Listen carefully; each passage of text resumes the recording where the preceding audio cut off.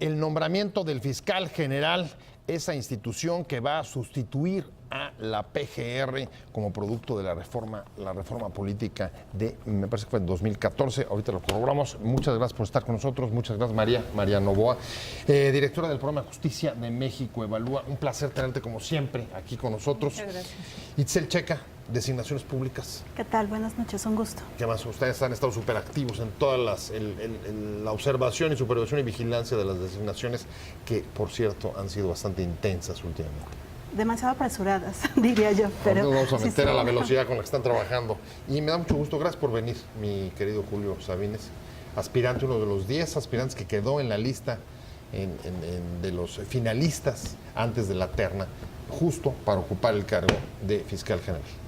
Un placer, además, experto Pepe, en seguridad muchas gracias nacional. por tenerme aquí en tu programa. No, siempre es un un placer. gusto como siempre. Pues me gustaría empezar por decir, María, estamos viendo casi la crónica de una historia anunciada. No hay sorpresas. Los 3 que mandó en la terna el presidente hoy mismo, después de que apenas ayer el Senado le envió los 10, a propósito de la velocidad, Itzel, son los que ya se habían barajado. Recuerdo la primera entrevista que tiene con Peña después de ganar. Desde ahí dijo, oiga, por favor, inclúyame a Batis, y me parece que también a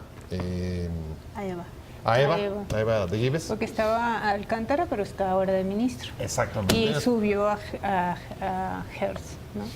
En cualquier caso, tanto Batis como Hertz, antiguos colaboradores de Andrés Manuel en el gobierno, cuando fue jefe de gobierno, gente de su círculo cercano, y en ese sentido, pues tendremos un fiscal general que, pese a las críticas de la sociedad civil respecto de evitar que fuera un fiscal carnal, sobre todo durante el gobierno de Peña, vamos a tener un fiscal seguramente cercano al Ejecutivo.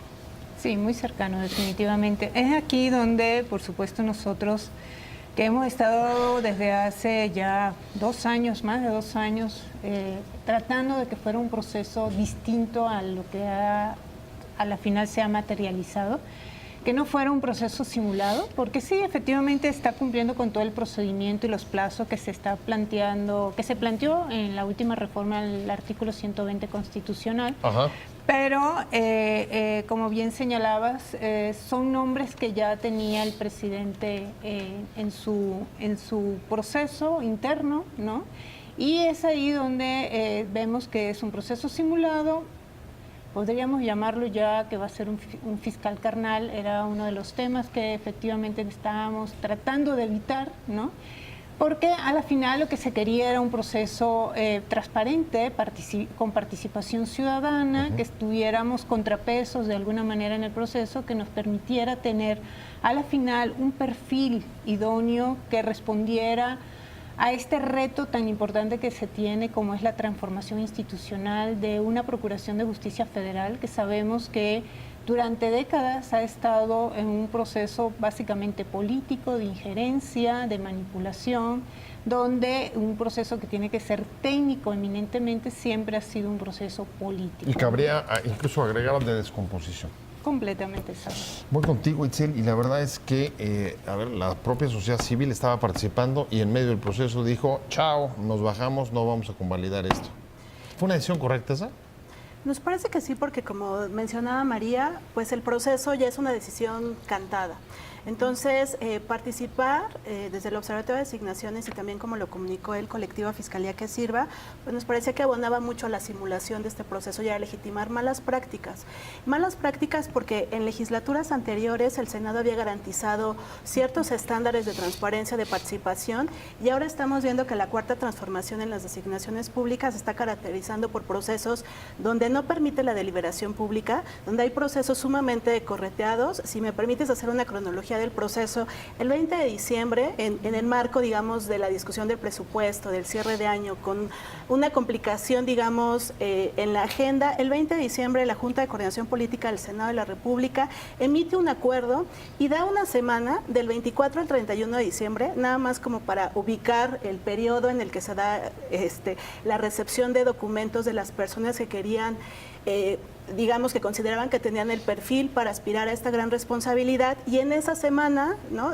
Navideña, como luego le dicen el madruguete navideño, se da la recepción de los documentos. Inmediatamente después, en enero, se anuncia una lista de las 53 personas, 27 personas, y el colectivo Fiscalía que Sirva, Vamos por Más y el Observatorio de Asignaciones Públicas sacamos un comunicado diciendo que el acuerdo no estaba garantizando condiciones mínimas para hacer una deliberación, una valoración exhaustiva de los perfiles, porque en ese acuerdo inicial no se estaban colocando ni siquiera entrevistas. La respuesta de la Jucopo fue hacer entrevistas, bueno, yo le pongo entre comillas, exposiciones de 10 minutos donde participó Julio, donde no hubo la posibilidad ni siquiera de intercambiar.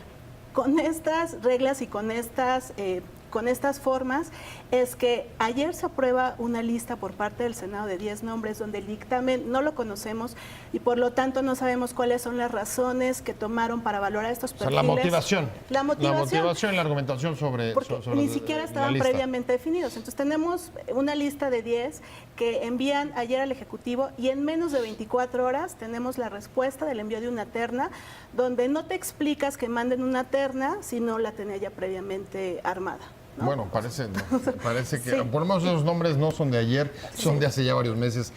Julio Sabines, a ver, en términos, digamos, no tengo más que referirme un poco a tu experiencia y a tu opinión sobre el proceso.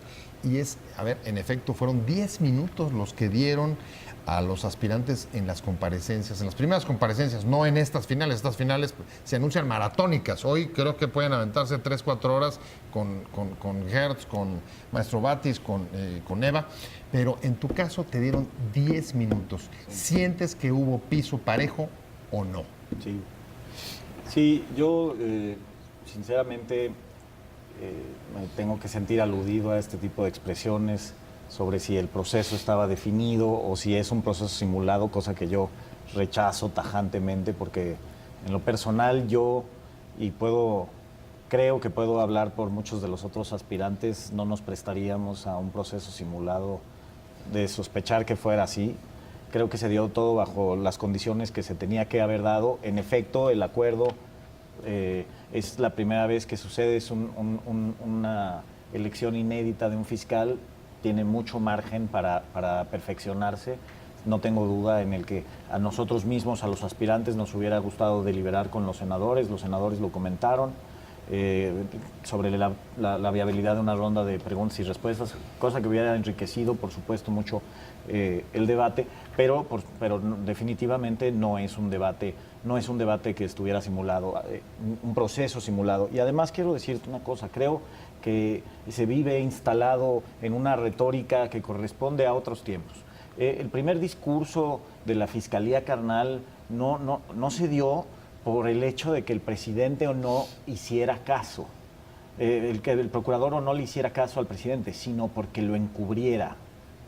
O sea, el quid era que había un procurador que sería incapaz de hacer una procuración de justicia, de investigar los delitos de otros funcionarios al interior de la propia administración del presidente. Estamos hablando del presidente Peña.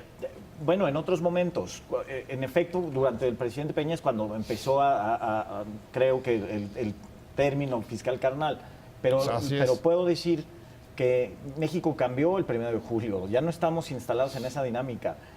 Y pareciera que el hecho de que haya aspirantes, al final el presidente determinó 3, que tengan una trayectoria de acompañamiento con el señor presidente, los vincula irremediablemente a la corrupción que venía señalada en otros momentos de la administración pública. Yo creo que ninguno de los 10 que participamos en este proceso, de los 27 que participamos, estamos en la sintonía de ser tapaderas de nadie. De nadie, pero fíjate qué interesante. A ver, pone Julio temas que me parecen centrales para el debate. Voy contigo, María. A ver, el asunto del encubrimiento. A ver, se justificaba sobre todo el tema del fiscal Carnal porque un gobierno ampliamente señalado por corrupción, creo que estoy interpretando un poco lo que dice Julio, dejar a un fiscal 9 años sería justo prestarse a que funcionara como una tapadera a pesar de que tenía que ser autónomo por mandato de la propia reforma. ¿Ese es el quid del asunto o habría que pensar que independientemente del gobierno de turno, lo que se necesita es institucionalmente una institución, un procurador que no tuviera vínculos con el Ejecutivo.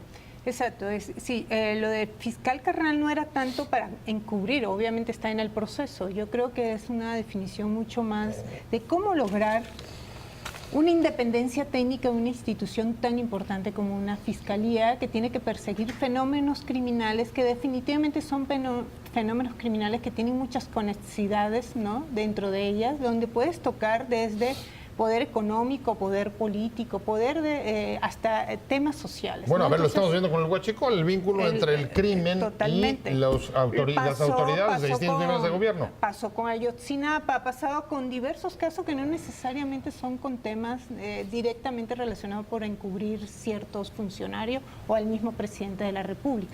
Lo que se quiere es tener una persona, ¿no?, que tenga una cantidad de competencia y capacidades que nos permita decir que al interior de esta institución va a tener una persecución del delito en forma independiente. Y esto va más allá, inclusive de la autonomía que se le ha definido a esta institución y más allá de la cabeza de esa institución. Perdón, pero Más- ¿se está cuestionando entonces la capacidad técnica de los aspirantes? Es decir, O sea, ¿están no es cuestionando tanto el la cuestionamiento capacidad técnica? técnico, no es A ver, tanto Eso estoy entendiendo. Esa es perdón. pregunta versus el perfil. Sí. El perfil. Sí. A mí me parece que lo que está en el centro es cómo fortalecemos una institución que es la Fiscalía. Y al menos desde el Observatorio de Designaciones Públicas vemos que hay dos pistas que se van complementando. Una tiene que ver con garantizar un perfil idóneo y un mecanismo para garantizar un perfil idóneo tiene que ver con un proceso de designación que te garantice la imparcialidad. Y digamos que no lo dice el Observatorio de Designaciones Públicas, sino que son estándares internacionales de Naciones Unidas, de las directrices sobre la función de fiscalías o de las y los fiscales, de la Comisión Interamericana de Derechos Humanos para garantizar la independencia y la autonomía de personas que procuran y administran justicia. Es decir, hay una serie de estándares que nos dicen esos procesos. Si uno pusiera un carnalómetro, ¿no?, pensando aquí en el término, a ver, ¿Cuál decimos... estándar se violó? Perdón, es que tengo que participar en Sí, el justo debate. lo ¿Cuál? voy a decir, si, A no, ver, si me permites. adelante. A ver, de esos estándares, digamos, que dicen de un proceso para garantizar la imparcialidad, dicen que se tienen que establecer criterios objetivos para que sea el mérito y las capacidades de las personas las que estén determinando la decisión.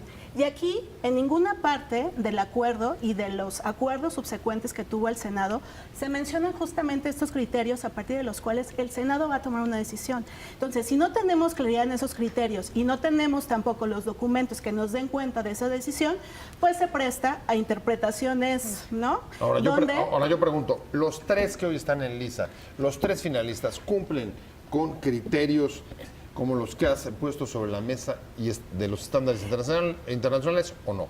A ver, y quiero, digamos, permitiría contestarte con una cosa. Sí. Una es, lo que buscamos con la imparcialidad es que se elimine o se reduzca de manera muy importante, digamos, que la decisión se vea influida por algunos motivos que tengan que ver con la afinidad partidista, con la afinidad a algún poder o a la afinidad de algunos grupos, digamos, de presión o grupos de poder o incluso el crimen organizado.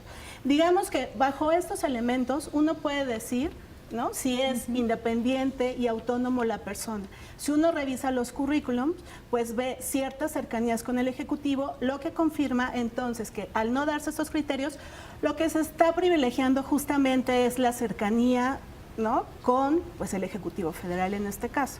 Entonces, parece que esos elementos no abonan a una fiscalía autónoma que se está buscando. No estamos hablando de los méritos y de las capacidades, pero un elemento importante porque justamente la función tiene que ver con el control, con poner límites a ciertos intereses. Entonces, cuando hay una cercanía a esos intereses, pues, ¿no?, siempre va a estar en entredicho. Hablando del proceso para la designación del fiscal general de la República, un largo proceso que ha sido accidentado. Hoy mismo esta figura, esta imagen del fiscal carnal que planeó sobre el gobierno de Peña Nieto y mantuvo o impidió que ese proceso caminara en el sexenio, hoy reaparece. Antes de irnos a cortes, te lo comentaba Julio, el propio Batis, uno de los grandes favoritos, digamos, desde que incluso el presidente López Obrador le pidió a Peña que lo incluyera en la lista que mandara al Senado. Decía: les aseguro que yo no voy a ser un fiscal carnal. Bueno, pues, ¿Está a la defensiva?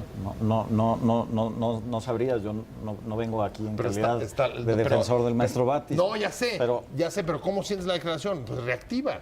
Está bueno, como a la defensiva. Yo creo que está abordando las preocupaciones legítimas que tienen los senadores. Si esta es, y la sociedad civil, perdón, si esta es una de las preocupaciones que hay sobre el respecto, bueno, pues les está dando una respuesta.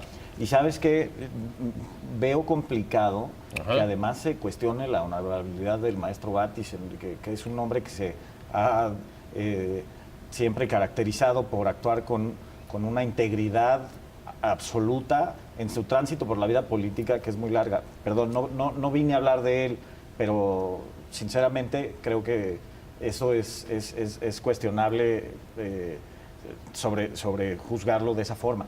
Ahora, yo lo que veo que comentan en la mesa son espacios de pura retórica. O sea, son formas de abordar de forma un poco sensacionalista, introducir ahí un poquito de insidia, de duda. O sea, la duda se puede sembrar, sí, pero sugerir que el proceso está simulado o abordar lugares comunes de esta forma, así como sugerir que haya audiencias en las que en otros países la sociedad civil esté deliberando, interpelando a los fiscales. Bueno, para eso están los órganos. Primero que nada, sobre las competencias técnicas que hay, yo lo quiero aclarar, son las competencias constitucionales en las que hay. O sea, sobre los requisitos, las cualidades que deben de tener los aspirantes, en un país en el que se busca que la participación política y los derechos civiles de las personas sean lo más amplio espectro. En la Constitución, el artículo 102 dice cuáles son los requisitos para ser fiscal, y creo que a partir de ahí partimos. Ahora, ahí lo que dices me parece interesante, y voy contigo, María, porque en efecto, digamos, si comparamos, solamente comparando la actitud del anterior gobierno respecto y del anterior Congreso, respecto de la sociedad civil, sí podemos decir que hay un cambio de actitud. Claro. Un cambio de actitud en el que quizá el Congreso o la legislatura anterior era mucho más abierta y más incluyente respecto de las posiciones de la sociedad civil. No estoy juzgando si para bien o para mal, simplemente estoy diciendo que ese es un hecho. Y hoy parece que hay mucho menos apertura y se estarían, digamos, ciñendo a los criterios legales de la convocatoria, que es lo que estamos poniendo sobre la mesa. ¿Estás de acuerdo? Y si estás de acuerdo, ¿qué implicaciones y qué significado puede tener eso? Julio estaría más bien en el lado de, pues eso no es un problema. ¿Cómo lo ves tú? Desde el lado, evidentemente, de la sociedad civil. Sí, mira, yo sí creo que ha habido un proceso muy distinto a... No sé si se ha avanzado, creo que no se ha avanzado en ese aspecto, pero sí creo que la participación de la sociedad en su conjunto, y aquí estamos hablando de organizaciones sociales, activistas, la academia, es decir, diversos ámbitos, porque la sociedad es muy amplia en ese sentido. Creo que lo que sí es algo interesante es que, aunque pareciera que hubo una participación de la sociedad en un primer momento, inclusive para todo lo que fue la elaboración de la ley orgánica, sí, de la Fiscalía General de la República, ¿no? Fue un proceso que no quisiera calificar si fue errónea o no errónea. Lo que sí hubo una operación política muy interesante ahí en ese sentido. De inclusión. De inclusión, de ir legitimando un proceso que en un primer momento, ¿no? Se definió como unas reglas de juego de cómo debería de ser esas mesas en el cual se estuvo participando conjuntamente. Inclusive la ley se presentó en forma conjunta. Así es. El tema es con gobernación. Sí, no, todavía estaba en el proceso de transición. Perdóname, era con el grupo con de transición de la nueva administración. Ahora, lo que pasó fue lo siguiente: cuando se empezó a decir que para realmente tener un cambio radical y transformador de esta institución, que es una nueva institución que se tenía que crear, había que hacer cambios constitucionales para poder hacer esa transformación, es ahí donde empezó a quebrarse un poco el proceso, ¿no? Porque a la final yo no creo que fue la mejor ley, ¿no? Pero sí hubo como una esperanza y una promesa en la mesa de que se sacaba esta ley para avanzar en el proceso, que ya teníamos 4 años de desfase. Dejando pendiente De que nada más se iniciara esto y ya se tuviera constituida la fiscalía con su fiscal, etcétera, pensar en un proceso que está en los transitorios, que se quedó ahí establecido, de hacer los cambios constitucionales necesarios en el muy corto plazo para hacer realmente una transformación. Entonces, ¿Y eso lo ven viable ahora? Sí. Perdón, Pepe, muy rápido, no quiero Claro. darte tu turno. Por favor. Esto es Adelante. porque hay que pensar hacia adelante. Esto es una de las partes más trascendentales de las responsabilidades que tendrá el próximo fiscal. El plan Exacto. estratégico de transición. Exacto. Porque va a ser Ajá. una opinión con respecto de Claro. todo el sistema de justicia penal. No nada más Claro. de procuración de justicia, no nada más hacia el interior de la República, de la Fiscalía General de la República, sino que abordará todo el sistema de justicia penal. Cambios incluso constitucionales. Es uno de los eventos relevantísimos de mayor así es, pero ahí el importancia. tema es que hay que ir por eso un poco más allá de los requisitos formales que te pueden establecer La convocatoria. en la convocatoria, en la normatividad existente. Sí. Como yo le decía, todo se ha cumplido fielmente a como está establecido como procedimiento en la norma. Sí, no hay En ese vulneración. sentido no hay ningún quiebre en ese Mira, sentido. ahí, mira, está empezando la comparecencia de Gertz Manero. De Gertz Manero. Estamos en vivo viendo estas imágenes desde el Senado. Es el tercero. El último, sí, el último de la terna. El último, y lo que nos queda preguntarnos es, de los 3 que están sobre la mesa, por los perfiles que tienen, ¿cuál creen que sería el más idóneo para sacar adelante este plan estratégico de transición? No, lo que necesitamos es una persona con una visión transformadora. A ver, es las Y- cuestiones y- que no vemos en la mesa, ni siquiera en el debate, en esta comparecencia no vemos en ese sentido, ¿no? Y cuando se da preguntas interesantes, inclusive de cambio del 102 constitucional, vinieron, por ejemplo, al maestro Batis se le hicieron estas preguntas. Y él dijo que no lo veía necesario, fue parte de su respuesta. Es ahí donde tú ves que entonces sí no estamos en esa misma línea, en esa misma visión de que hay que tener un cambio radical. Si no tenemos un cambio transformador dentro de la PGR que pase en ese proceso de transición a una fiscalía, que obviamente no es un paso de corto plazo, eso va a llevar su tiempo. A ver, tú... Ojalá tú- pueda revisar pero, mi a ver, es ponencia ante la interesante. Comisión de Justicia. Tú- Hablo exactamente de eso. Ajá, Pero pero a ver, es qué ahí Por eso interesante. hubiera sido yo un buen fiscal.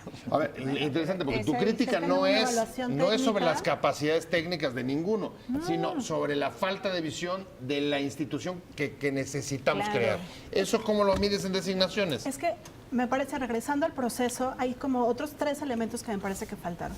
Una evaluación técnica a partir de un perfil idóneo de qué es lo que necesitamos, qué institución nos estamos imaginando y en función de estos retos que se están planteando, cuál es la persona que vemos con esas capacidades, experiencia y propuesta. La otra tiene que ver con mecanismos que generen o que permitan la participación ciudadana para revisar, para analizar, para objetar, para cómo... Y yo diría, no es un capricho ni son lugares comunes, son estándares internacionales e incluso son derechos. Hay un derecho a la participación en la intervención de asuntos públicos y nos parece que una visión restrictiva justamente de los derechos, de cómo estamos entendiendo una relación Estado-sociedad, pues limita justamente cómo vamos construyendo y fortaleciendo nuestra democracia. Ahora, hay una parte que es muy difícil encajar en esta parte de los perfiles, lo acaba de poner sobre la mesa María. No te voy a poner a evaluar a los otros que participaron, pero sí preguntarte, ¿estás de acuerdo que es fundamental que quien participó en este proceso se pudiera haber medido la capacidad de visión transformadora? Claro. Que en efecto, digo, ahí creo que no tenemos que buscarle mucho, Julio, en el sentido de que si algo necesitamos transformar en este país es la justicia. Sí, sin duda. Sin duda, me parece. Estamos atoradísimos. Pero este tipo de evaluaciones en un proceso democrático, en un país democrático, tienen que incluir a la mayoría. Tienen que ser de lo más amplio que se pueda. Entonces, a medida de que pusiéramos restricciones y mayores restricciones, en realidad acotamos derechos políticos, no estamos ampliando. Si nosotros podemos decir, el fiscal necesita tener tanta experiencia en esta materia, haber ganado tantos litigios, no sé, la fiscalía es un ámbito de competencia en el que no nada más es el litigio de los asuntos, la judicialización de las de las imputaciones, sino además se tiene que incluir la investigación de los delitos. Ahora se tiene que tomar en cuenta, por ejemplo, la facultad que tiene el fiscal de hacer inconstitucionalidad, promover acciones de inconstitucionalidad en materia penal, por ejemplo, ante la Corte. O sea, el fiscal debe de tener muchas habilidades de muy distintos ámbitos, incluso de la administración pública, no exclusivamente de materia penal. Pero hoy que va a arrancar una institución nueva con las características... No es una institución nueva, Pepe. Es la nueva PGR. Fiscalía Autónoma. No, es la nueva PGR. Por y eso. en eso tiene toda la razón y coincido con María, pues se trata de transformarla. No es nueva. Tenemos un grupo de gente que ya trabaja ahí y en el que hay funcionarios públicos muy destacados, Pero, a ver, eso muy entregados. Pero imagino que esa es parte de la discusión. Si hay que la empezar de transformación. cero, No estamos hay empezando algunas de gentes, cero. pienso por ejemplo en Magaloni, que ha propuesto, hay que empezar de cero. No se puede construir sobre lo que hay. Pero en fin, de una rendición de cuentas clara, precisa, en que la gente vuelva realmente a tener confianza en la Procuración de Justicia. Si vemos las encuestas de cómo se juzga el Ministerio Público, tanto del Fuero Común como del Fuero Federal, es verdaderamente lamentable. Por eso yo creo que este reto, esta nueva institución que va a nacer de la Procuraduría y que ahora será la Fiscalía, tiene un deber y una obligación de capacidad, de eficiencia. ahí tiene en vivo a Gertz Manero, uno de los 3 candidatos de la terna que envió hoy el presidente López Obrador, hablando sobre la necesidad de recuperar confianza en la justicia, sin duda alguna. Y ahora vamos a la recta final de opiniones encontradas. ¿Qué va a pasar de aquí a mañana cuando pueda subir el dictamen para ser votado en el Pleno? Lo que hemos visto en las últimas horas, tanto en como, por ejemplo, en la Guardia Nacional, ha sido votaciones en las que se han logrado mayorías constitucionales requeridas para pasar esta clase de nombramientos. Ayer fue el de la Guardia, con el apoyo del PRI, con el voto del PRI, que junto con Morena ayer lograron sacar la Guardia. ¿Se va a repetir, María Novoa? ¿Cómo ves tú para lograr la mayoría calificada mañana en el Pleno? ¿El PRI acompañará otra vez y confirmará que sus lo que se afinidades son lo que se comenta es que mayores? ya hay un acuerdo, que hay un acuerdo donde otra vez definitivamente Morena y PRI están en ese proceso. Inclusive hasta se habla de un peso de alguno de los 3 candidatos por el apoyo que puede tener el PRI, ¿no? Entonces, otra vez volvemos a las mismas prácticas, es decir, esta cuarta transformación, no estamos viendo algo muy distinto a lo que pasaba en otros momentos políticos de México. Entonces sí es preocupante, ¿no? Es decir, otra vez definitivamente van a tener la mayoría, así como la tuvieron con la Guardia Nacional. O sea, tú ya otros. lo ves cocinado. Yo sí lo veo ya una decisión ya trabajada, que inclusive esto tiene mucha relación con otras decisiones que se están dando en el país, como la Guardia Nacional, lo que viene del cambio en el artículo 19 constitucional con la prisión preventiva oficiosa. Sí, todo tiene como que algún sentido en ese sentido, y yo sí creo que ya hay acuerdos, ya han de alguna manera repartido ahí, de alguna manera, bondades, ¿no? Y favores. Itzel Checa, ¿cómo la ves tú? No, coincido con María, ya hay un acuerdo, tal es así que todo ha sido 24 horas, Claro. ¿no? Hoy nos sentamos y mañana ya están convocados los senadores. Nada más hay que recordar que la lista que ayer aprobó el Pleno de 10 personas tuvo más de 90 votos y todos los partidos, con excepción del PAN, todos los partidos, me refiero a Morena, al PRI, el Verde, Encuentro Social, PT, creo que no me falta ninguno, votaron a favor de esa lista y muy seguramente van a votar mañana porque ya les dieron los números que se necesitan, y me parece un mensaje grave, parece un mensaje en contra de promesas que se hicieron en campaña, me parece un mensaje que va en contra incluso de la cuarta transformación que se pregona, porque Hoy se hacen las preguntas por parte de senadoras y senadores y aluden a que ese es un proceso histórico. Yo diría, pues no me parece que sea un proceso histórico, sino más bien es un proceso regresivo. Parece que es un proceso que no abona al Parlamento abierto, me parece que es un proceso que reafirma que hay cuates en las designaciones, que se privilegia lo político sobre criterios objetivos y que eso no abona que tengamos instituciones que vayan funcionando, que sirvan y que pongan el interés de las personas en el centro.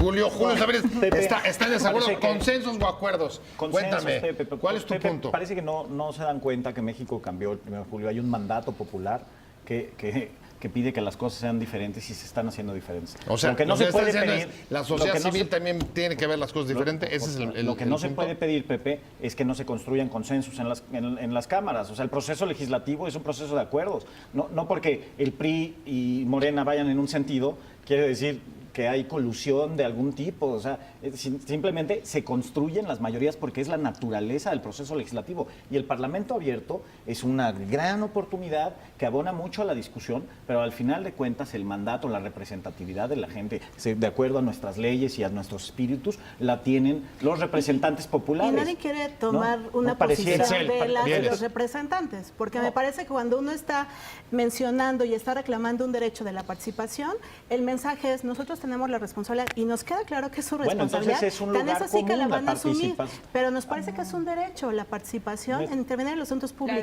democracia es eso, En la la discusión, participación, claro, sí. en la discusión, pero, Claro, pero no, pero el no proceso sobre los no ha acuerdos. garantizado Miren, eso. lo que hay que pensar, estamos instalados en bloquear. Lo que hay que pensar es en construir.